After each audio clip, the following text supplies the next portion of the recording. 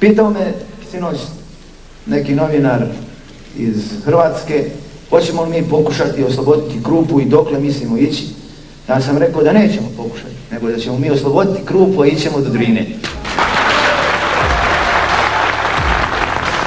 Najbolji sinovi Krajine.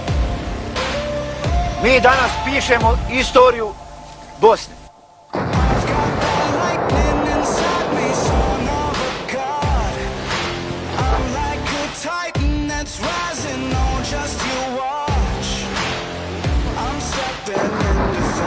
Avionskih bacača, u svakom slučaju embargo na oružje je 5. korpus ukinuo sam sebi.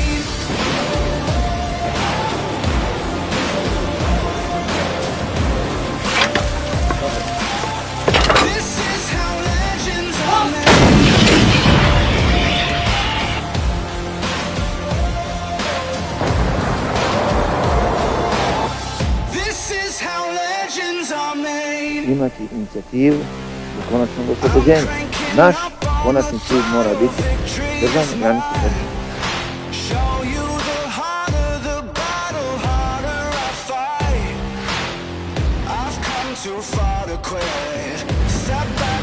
Evo, mi se nalazimo u Sanskom mostu.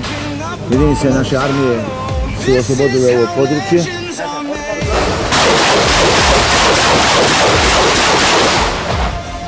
Jednom je general Dalić rekao da se nikad neće spojiti 5. i 7. korpus, jer mu to ne da 1. krajiški korpus.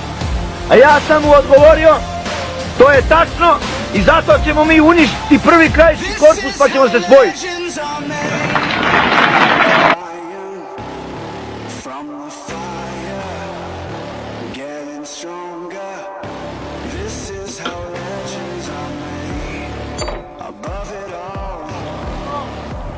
Na redu je Banja Luka i tu nema mnogo pričanja.